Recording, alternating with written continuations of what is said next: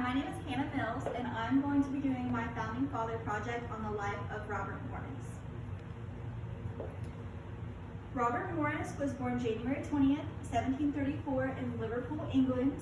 A lot of people actually don't think about him when we're talking about how our nation got started, but he played a vital role in getting it started.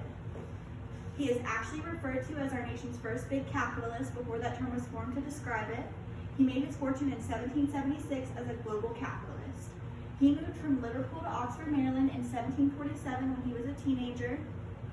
And he actually started his first ever apprenticeship with his dad and his dad's tobacco fields. Next slide. Here is a short YouTube video on Robert Morris's life. Let me tell you a little story about a man named Robert Morris. Born in Liverpool, England on January 20th, 1734, though Robert was not a scholar or a soldier, he almost single-handedly financed the Revolutionary War. Morris was found to be highly gifted at learning by his tutors, and by age 16 was apprenticing as an accountant. 2 years later, he became co-owner of the business. Robert became very affluent in Pennsylvania, eventually serving on the Pennsylvania State Legislature, the Provincial Assembly, and as a Pennsylvania delegate to the Continental Congress, where he signed the Declaration of Independence. He was one of a few men to sign the Declaration, the Articles of Confederation, and the U.S. Constitution. Though Morris's finances were severely depleted from the war, he went on to serve as a U.S. Senator from Pennsylvania. Sadly, he had to resign for health purposes. Morris died in Philadelphia on May 8, 1806 at the age of 73. And there you go, a little story about a man named Robert Morris. Okay, so like the video stated, Robert Morris was one of the few men to sign the Declaration of Independence, the Articles of Confederation, and the Constitution. So you can imagine how patriotic he was. However, unlike a lot of his colleagues, Robert Morris felt it was dangerous to separate from Britain when we decided to. Next slide. Here is just a little example of where he lived when he was born versus where he moved to. This was obviously after he lived in both of those places, but it gives you a little bit of an idea. An interesting fact is that when it was being voted on whether to fight for our independence, Robert Morris actually left the meeting that was happening here in Philadelphia, making it a unanimous vote, whereas if he would have stayed, it would not have been a unanimous vote. Next slide.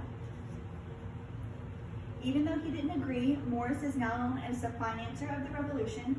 He put his personal opinions aside and did what the majority wanted him to do. Morris used his reputation and his businesses to effectively bankroll the American forces. Next slide. Alrighty. Robert Morris held many important job titles over the years, but the ones that I find most important are the ones that happened in 1781. He made a plan for the first ever National Bank of North America. He then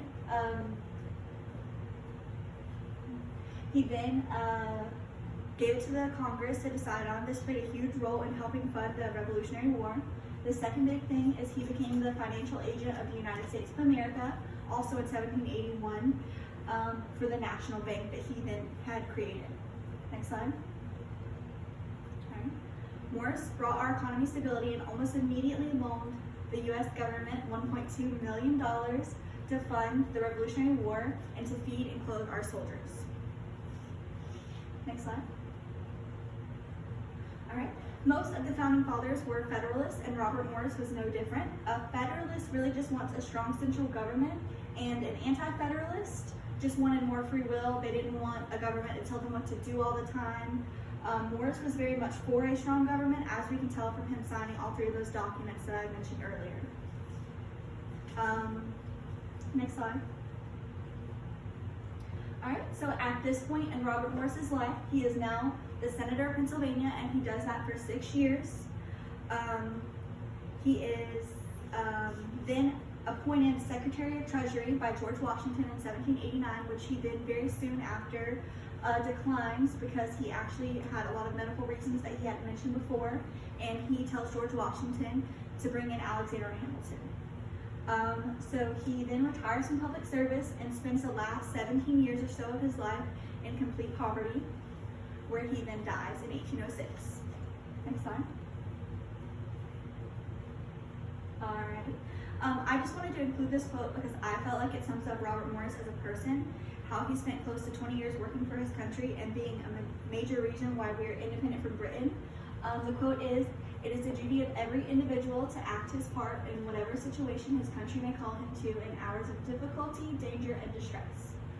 Thank you so much.